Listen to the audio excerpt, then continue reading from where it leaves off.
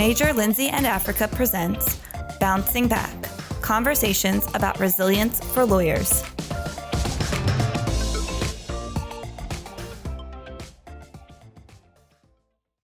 Welcome to Bouncing Back, Resilience for Lawyers.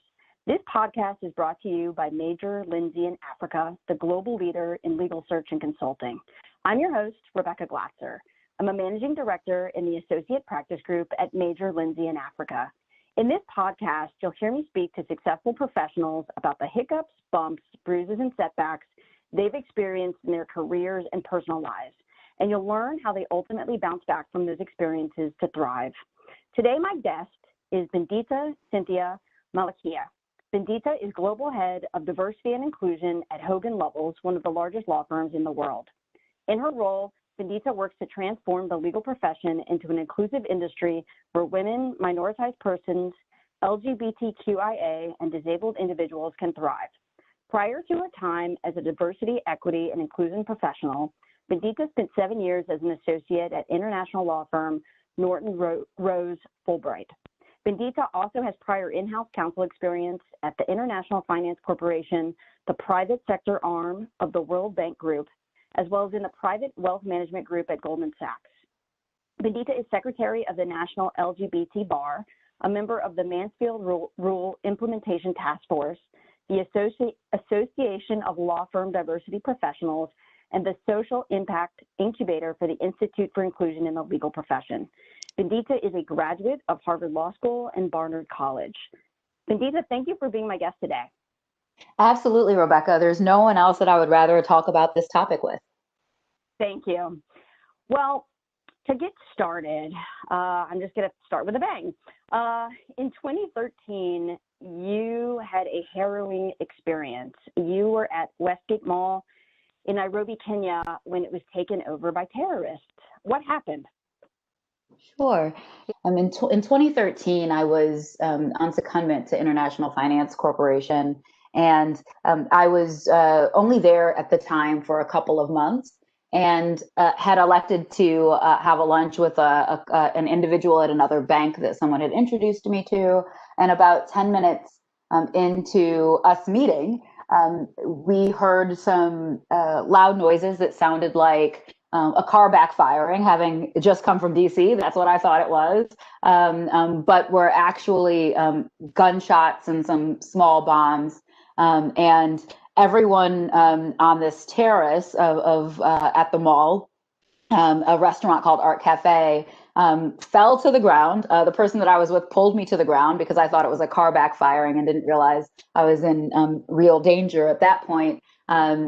She helped me to the ground, and people started trying to crawl in whatever direction they could as some individuals jumped on the ledge and started shooting people around me. Based on where I was, we ended up trying to go inside the mall. We made it about halfway into the inside of the cafe, and there was a lull in the shooting, and I, hyper-Americanized and but personal property loving, stopped. And the first thing I thought of, honestly, was my stuff. My stuff is still on this patio. And I looked at my new colleague and I said, I'm going to go get that bag. And she, threw some expletives at me that I won't mention here. And thankfully, she saved my life a few times that day, but that was probably the first time. We got up, ran inside the mall, and my first instinct was to run to the right. And then take the escalator all the way up to the top to be as far away from everybody as possible. I'm glad that I didn't, because news later and some messages that were received from others who ended up hiding out in the mall with me were that the terrorists attacked the building from multiple places, and just about everybody on the top floor was killed. So my survival instincts are poor, I think.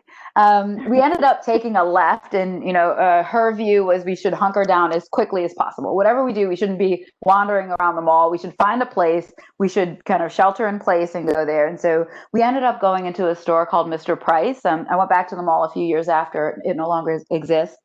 but it was a home goods store, kind of like a Crate and Barrel type of a store. And we ran to the farthest corner of the store. We saw a door. We pushed the door. I thought it would lead outside, but instead it led to a small hallway with a couple of offices.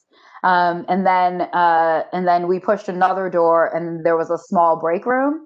And I was convinced that second door was going to lead outside, but it didn't. We somewhat hit the end of the road, and we were the first couple of people into that break room. And we took a seat on the floor of the break room. And after about 17 or 18 people came into that room with us, there was a decision made pretty quickly to just shut the door and barricade the door, because we realized that there being a break room, there was some food, there was some water. We didn't know what situation we were in. And if we needed to have resources, you start to become, unfortunately, selfish. And so we sat there, and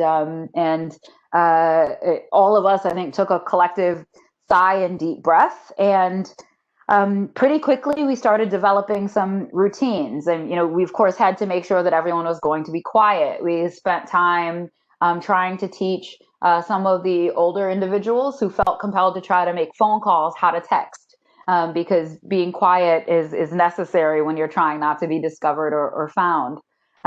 Yes. And we basically sat there listening to gunfire, gunshot for many hours before we ended up being released. In the midst of that time, we heard an interaction with some individuals who had been hiding out in this above ours. So there was a gentleman, a little boy, and a little girl, and apparently their mother, and they had been hiding out and were having some conversation and whispering, and she was doing what mothers do, trying to keep them calm and engaged. And unfortunately, their hiding place was infiltrated. They asked them if they were Muslim. They asked why the mother wasn't wearing a hijab. And then the little boy started screaming, and they shot the mother and the sister. And we got to hear all of that. We heard lots of other screams and tussles, and we're getting messages from, other kind of family and friends. I didn't have any, but others did, who were around the mall. Some people had managed to get out. Some people were stuck. Some people weren't being responsive to messages. And so it was just a very long, 6 or 7 hours where we were stuck in that area. Wow.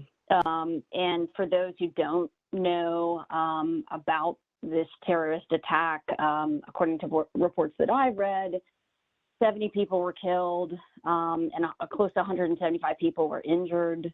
Obviously, you were one of the lucky ones. And my heart's beating fast just hearing this story, Bendita. Like, I wasn't there. I remember the news coverage at the time. But, in passing, right? And I feel stressed just hearing the story. And I'm wondering, what happened in the ensuing hours? You were there let's back up a little bit. You were there for work, right? You were only supposed to be there for a couple of months. Was this towards the beginning of your stay in Nairobi or towards the end of it? I was actually set to be in Nairobi for a year and a half. I got into Nairobi in end of July in 2013, and this happened September. And so I'd only been there for a couple of months. I was just getting my stride and really starting to enjoy myself and taking advantage of what Nairobi and the region had to offer. And so this was really the beginning of my time. And so this was kind of the first time that I had decided, let me venture out and meet some folks that aren't affiliated with work. Let me, try to do, increase my social presence in Nairobi. So it was an unfortunate first experience. Yeah, indeed. And so what was the conversation with yourself, in the aftermath of this? Because I could imagine that, your parents want you to probably get home. Your loved ones probably were like, great that you're here for work and you were supposed to be here for the rest of the year, but, get your butt back to the States. I mean, that would be my. And that's precisely what ended up happening. I mean, I came back soon after. So I had lost all of my stuff. I lost all of my phones, my computers, my, my iPad, my wallet. And so I had lost all of those things in the attack. And the entire thing was relatively traumatizing. So I also lost my passport. And so we ended up being rescued, and we left, and there was a bunch of additional trauma that happened around there. We were evacuated under gunfire. I ended up using a candle holder that I'd bought earlier in the day as a shield. It's now missing a piece because a bullet went through it. Wow. When we finally made it outside, we were tear gassed by, I don't know if it was Kenyan police or some other police. They wouldn't let us leave unless we had somebody to come vouch for us. And so, and I was there, of course, in this country alone. And so I had to tell them that I actually was an employee of another bank because my coworker had somebody there to come pick us up. And so the whole thing was an experience. And fortunately, my law firm at the time was very good about arranging kind of immediate transportation back home. I thankfully have great friends in DC who are politically connected, who are able to get me a temporary passport really, really quickly, although they needed money to process it. And I didn't have any money. I didn't have a bank card. I didn't have anything. Yeah. And so I literally spent, and so all of the processes over the next day to try to get back home were challenging. But about a day and a half after this event, I ended up coming back to the US. And at the time, my gut told me, at first I was like, I'll come back in a month or a couple weeks or whatever it is. But my gut told me last minute, with the advice of a friend who worked at the bank that I was at, you may not want to come back. So just pack up all your stuff. You don't have that much stuff. And I did. And I literally put all of my stuff in trash bags. I gave it to the gentleman that was my driver. And he took it and left it at my friend's place. And, just in case I decided not to come back, and I didn't end up going back. I went back a couple of years later. But, the entire time that I was there during the event, I was thinking, about how I was in this situation because I'm a striver. I had wanted to live somewhere else. I wanted to live abroad. I wanted to have this role that was going to be more expansive than the role I had before. I wanted to try something new. And I wanted to have an interesting life. And this truly was interesting. It might not be great, but it was interesting. And so it's not boring. Right. Definitely not boring. And so the entire time I was really thinking about how do I, what do I as an individual make of this experience? Like while I was going through it. And, I think, at the end of the day, I have done, I always go for it, and I went for it. And for that, it was worth it. It didn't, it might not have turned out the way that I wanted it to. But the more important thing, I mentioned the story earlier about the the family that was hiding out above us and that tragedy. And something happened for me in that moment. Hearing him scream after his mother and sister were shot. I mean, we basically were witnessing for several hours a small family just, they're counting like things on the floor. They're singing songs to each other, right? Like we basically watched them interact in an abnormal situation, but as normally as the mother could manage. And then this blood curdling scream. Something happened to me in that moment. Like I literally felt something sear through my brain. Like I felt like my brain was fundamentally changed from that moment. And what I realized in coming back to the US was that I, of course, would never be the same. It would be challenging for somebody to be the same after this type of an event, but that I was still going to pursue everything that I wanted to pursue with vigor, but that might mean something different. And the strengths and capacities that I had before may not still be there. And so, I'm not sure I've really talked about this much with anyone actually ever. But that's the moment I think where I knew that I would probably not be practicing law in the long term. And part of that's because my brain wiring just changed in a way that was so fundamental and that started to reveal itself to me slowly over time. And so as a result, I don't practice law anymore. I do other things. I do appreciate that I have more intuition now than I ever did before, although I am less linear and than I was before, and I'm less fact based than I was before. A goes to B goes to C wasn't necessarily my default way of thinking anymore. And it's not that I did anything specific or affirmative to make that happen. I think my brain chemistry just changed, and I have no scientific or medical justification for believing that. But on the basis of knowing and understanding myself over time, that's how it was. And I ended up becoming a more intuitive person. My gut became stronger. I was able to make more connections between unconnected things and disconnected things. And I think that was the moment where I realized that the standards that the law sets and the way that the law is practiced, I might not be able to do that as well anymore, even though I have this whole other set of skills now that lend me to do lots of other things. Right. That makes complete sense. And just for our listening audience, and anybody can Google Bendita or look her up on LinkedIn and understand her background, but I just want to put a little finer point on this for those of you who are lawyers who are listening and has been very linear in your past. Bendita went to the Women's College for Columbia, Barnard, very good school. She went to Harvard Law School. She clerked at a very big firm, ultimately, taking a job at Norton Rose, in finance and emerging markets, and then does well enough to get a secondment with a division of the World Bank, which puts her in Nairobi, Kenya, when the terrorists attacked Westgate Mall. And then you hear people being murdered above you, and it changes the way you look at your life, which, that makes a lot of sense, I think, as an outsider looking at lesser things would make people reevaluate your life.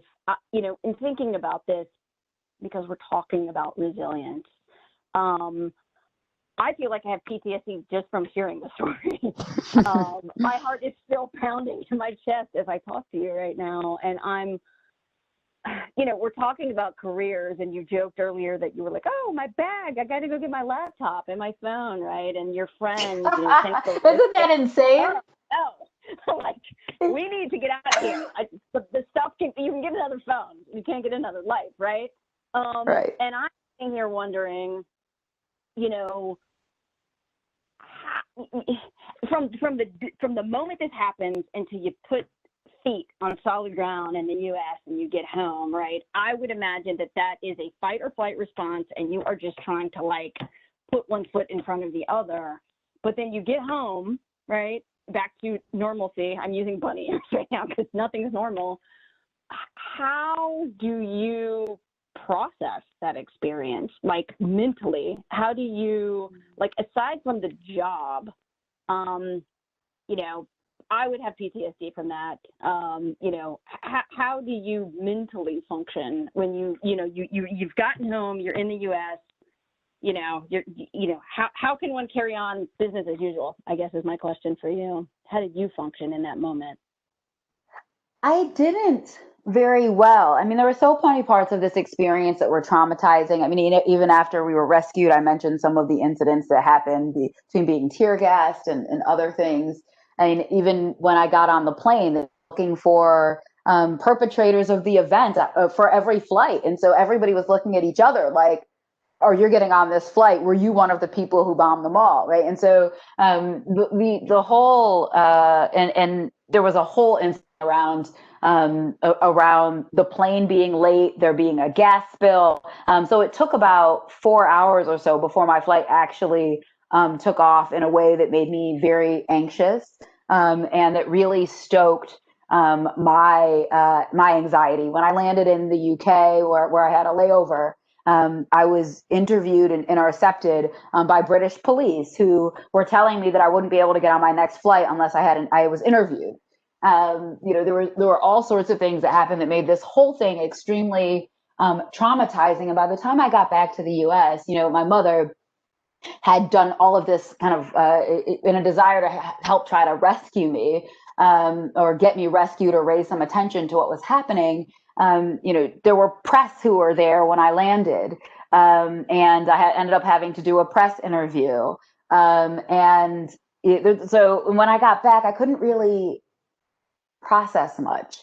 I couldn't really, it was really hard for me to engage with reality. So much of it feels really present, and so much of it also feels completely absent. My then girlfriend lived in Arizona.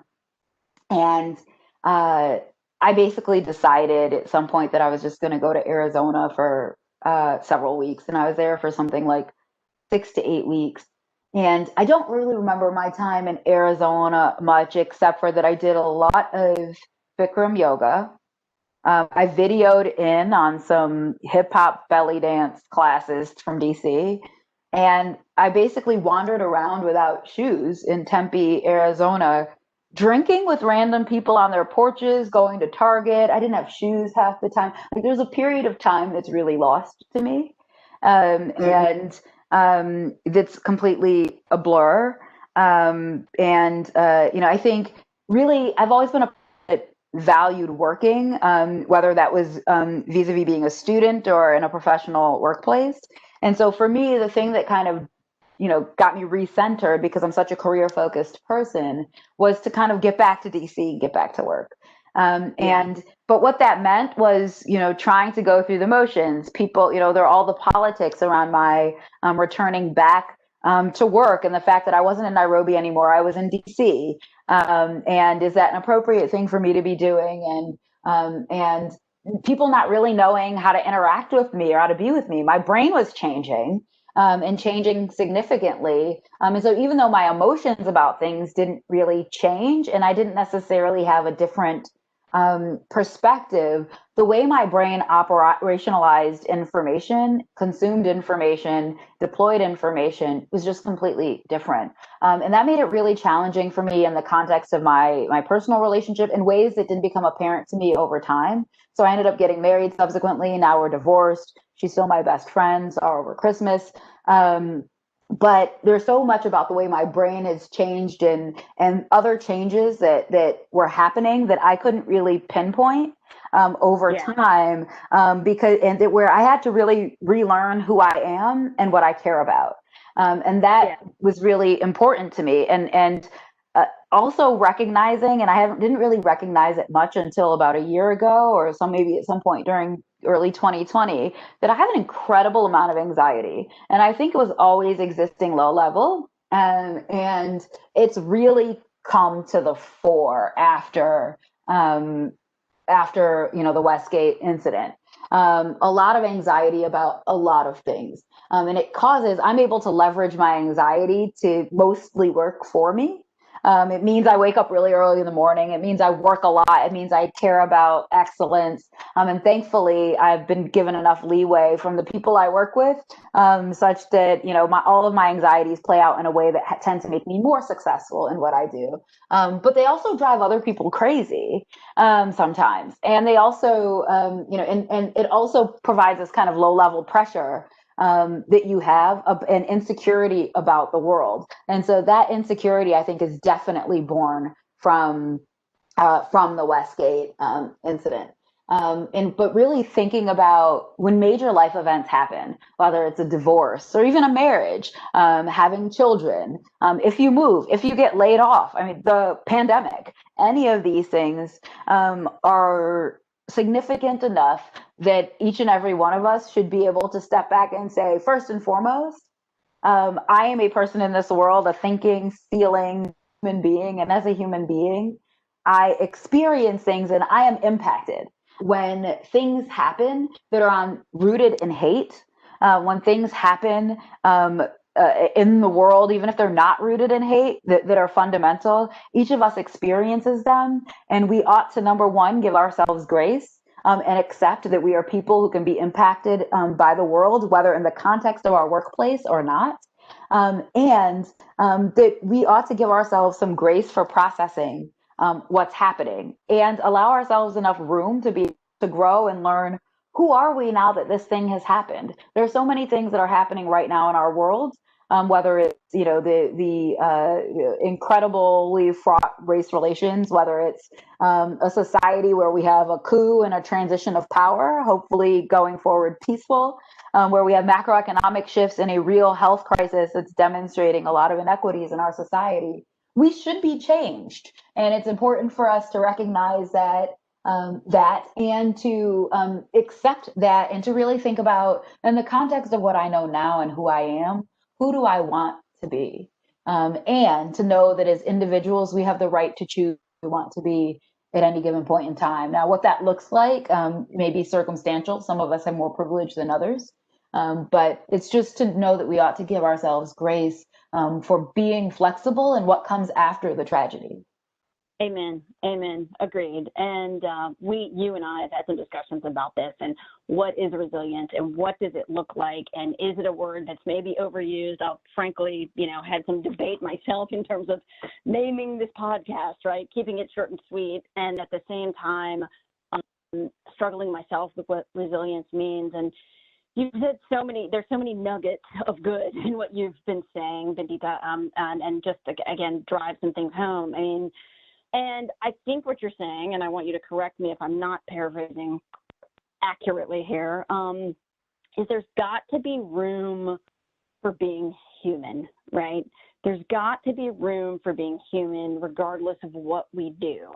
And if one is in an environment, whether that be law or some other profession, that doesn't allow you to be human and to experience life's events in whatever form they may come, good, bad, or ugly, you got to look at that, right? And you've got to look at, how are my colleagues, how are the people that surround me, creating space for being human. And you decided after this experience, like something's got to give.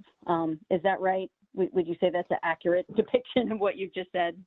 Absolutely right. So many of us spend an incredible number of our waking hours and our lives in the context of our work environments, whether it's practicing law or being law adjacent or law supportive. And somehow we seem to think that whatever happens outside of the walls of the law firm or the whatever the workspace or work environment is, that we should be unchanged in that environment. And it's just, humans don't really have the capacity to do that. And do we want to? Having empathy, understanding that we grow and change, being human is really what we're all here to do. People practice law because they want to make a difference, whether it's because you practice finance law or because you are advocating for indigent people, right? We all do this because there is something bigger than ourselves that we care about. But in order to bring ourselves to that fully, we need to allow ourselves to be who we are. And that means we need to understand who we are, and then we need to make a decision if that's the person that we want to be. I don't fault you for calling the podcast, for using the term resilience in the podcast. It's a frequent term that's used. I have a love-hate relationship with it, as you know. I think that oftentimes terms like resilience and grit really try to refocus us to how is this individual deficient, and how do they need to bend themselves, adjust themselves, modify themselves. And as a coach, I truly believe that individuals matter. Each of our choices matters. Who are we trying to be matters, but it also neglects the fact that there are systems that are set up that in certain cases, no amount of resilience is going to be able to thwart. And right. So we just need to make sure that we are realistic and not putting an undue burden on individuals to be superhuman, to use extraordinary powers to overcome a system that they didn't have a shot at, or a realistic or probable shot at overcoming in the first place. Absolutely. Amen. So I could talk to you for hours about this, and I have so many questions, but I want to, eye on the prize, Rebecca. So can you walk us through, or would you walk us through kind of, how you get from boots on the ground, you're working for Norton, you're trying to navigate this secondment from afar and what to do next. And, you know, you're now head of D&I many years later at Hogan Lovells. So you're, again, law adjacent. You're working for a law firm, but in a different capacity. And I'm just interested if you would sort of share that journey. I realize it took, you know, place over years, but, you know, for our listening audience, like, how did you come to be, what was the sort of, not just the kind of physical jumps or, you know, this job to this job to this job, but I'm interested in like your thinking on this. You know, you went to Goldman Sachs next. What was your thinking in terms of leaving Norton and going to that job, and then, you know, and then kind of whole cloth kind of moving into the D&I work? Absolutely. So a lot of questions there, and these are questions that I hear a lot because a lot of times people go into the law maybe not for the right reasons or not necessarily understanding what they're getting themselves into. I do believe that being a lawyer is one of best ways that we can contribute to society, and so my having shifted is not necessarily a mark on the profession. When I started at Norton Rose, so I've been a coach for a long time. My most recent certification round was, I think, in 2016, 2017. But as a result, I knew that when I started at the large law firm, that every job you should understand what your exit strategy is, especially jobs where you're in particular well paid. And thankfully, on the basis of what I knew when I left law school, I think I was relatively well paid. And you need to understand what are the circumstances under which I should leave, right? You don't want to be subject to those golden handcuffs. And so I had decided on two metrics. The first was that I wanted to understand how money works, right? I come from, you know, poor folks, well educated, but poor folks. Folks who didn't necessarily understand, everything about how some of these complex financial systems work. And I really couldn't, when I started practicing law, answer the question, how do you pay for things that you just can't pay for cash outright? Right. I mean, I knew loans existed, but like, I just didn't really know. And so for me, one of my goals was to make sure that I really understood that.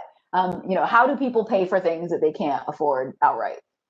The second goal was to pay off my student loans. First goal I met about 3 years in. The second goal I met about 7 or 8 months after my time at International Finance Corporation ended. And within about a month or so, I put in my notice and had identified an opportunity to do private lending at Goldman Sachs. And so I went to Goldman Sachs to do private lending. I didn't really know a whole lot about it. In my mind, it was advising wealthy people on wealthy people things, on how to buy wealthy things, big boats, and in my head, because trust in the States is like my favorite class in law school because it's tabloid law. You leave your cat, $3 million and your kids, have to eat off the floor. Like, it's just tabloid stuff. Sort of a middle market kind of.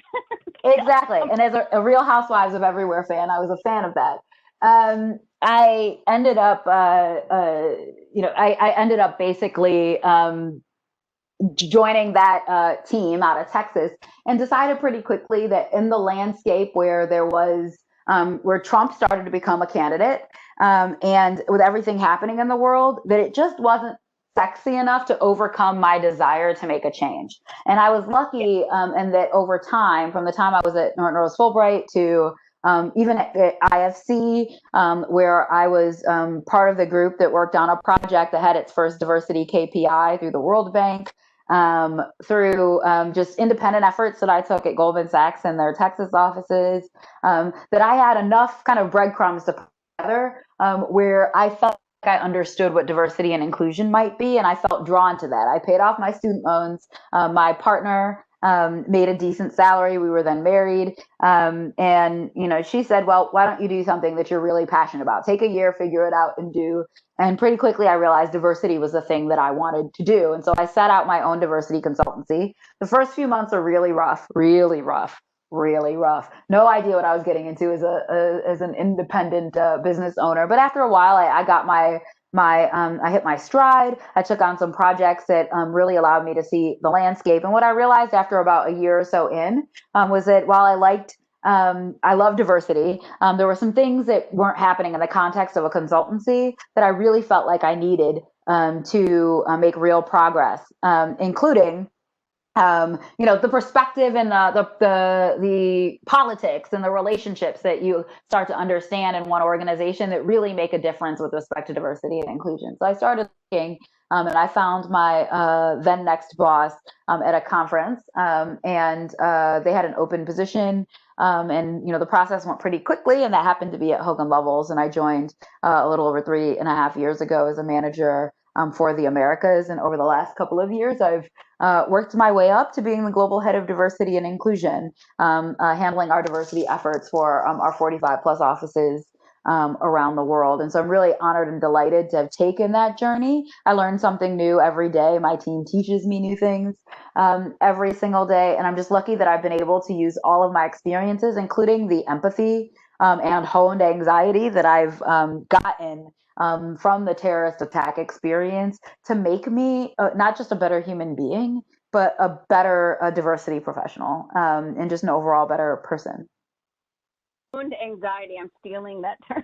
That's going to be my new mantra. Well, anxiety can either thwart you, or you can hone it and try to forge it. And there are days and times where my anxiety is not as under control or under my control. It's controlling me. But I think it's something for us to think about, not to be ashamed of the fact that our brains work and our emotions work a certain way, but just to figure out, how can we manage it? And when we can't manage it, just to give ourselves some grace. Absolutely. Last big question, because we've actually been gone over the time that I allotted for this, and I talk too much. I'm so sorry. Oh, you don't. Just you've got great things to say, and I don't want to stop you. And I'm enthralled, and I could probably do this for 5 more hours, but I won't because we both have other things to do. But as you well know, because you work, you're a lawyer, formerly practicing attorney, and you work for a law firm. The last year and some change has been really rough for a lot of in particular young attorneys, right, who maybe don't have the context of 2008 and the Great Recession and, God forbid, a terrorist attack to prepare them for what happened in 2020. I'm being a little facetious here, but not. I've gotten a lot of frustrated and upset phone calls over the last year about, what do I do? I'm getting laid off. I'm getting furloughed. I'm getting, I don't have childcare. I have to fire my childcare because of this or that or whatever. And this is a big question, and I realize, again, I'm only giving you a little bit of time to answer, but I'm interested in your initial thoughts. What advice do you have for young, fledgling, first year, second year, third year, fourth year attorneys who maybe don't have, some sort of larger context to fall back on? Some, they've never had an experience, but everything's been linear, as you called it, up until now. And then 2020 happened with all of its tumult. What advice would you give to these young attorneys? That if life has been linear for them to date, good for them. Life will never be completely linear. It's rarely linear for everyone. There will always be a bump in the road. Life will throw you a curveball, and keeping your mind and heart open about what that means is really, really, really important. No event in and of itself is good or bad. I like the person that I am today more than the person who walked into Westgate Mall in 2013. I know myself better. I go for it. I live my values every day. And these are all just, everything that happens, and things will happen. It's not whether they will or won't, they will. And when they happen, it's about keeping an open mind about what they mean, accepting the learning and growth opportunity, and realizing that just because it doesn't happen today, it doesn't mean that it can't happen tomorrow, and that your life is your life. No one's going to care about your life more than you do. and continue to go for it. And sometimes a little bit of strategy is involved. It may not work today, but with a little bit of thought and planning, it might work down the line. And so just keep at it.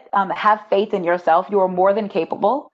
And you will get through it. Nothing is too hard when you dedicate your heart and your soul and your intellect to it. And so just, stay afloat. I see too many law students who reach out to me who are really scared and depressed.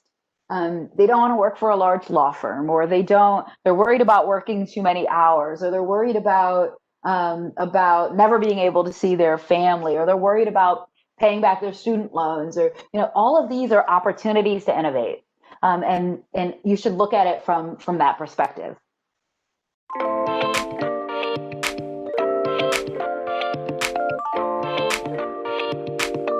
Thank you for listening to Bouncing Back, Resilience for Lawyers. Join us next time for another story about thriving after overcoming challenges. You can find Bouncing Back and other programming for lawyers on MLA's Legal Talk Network.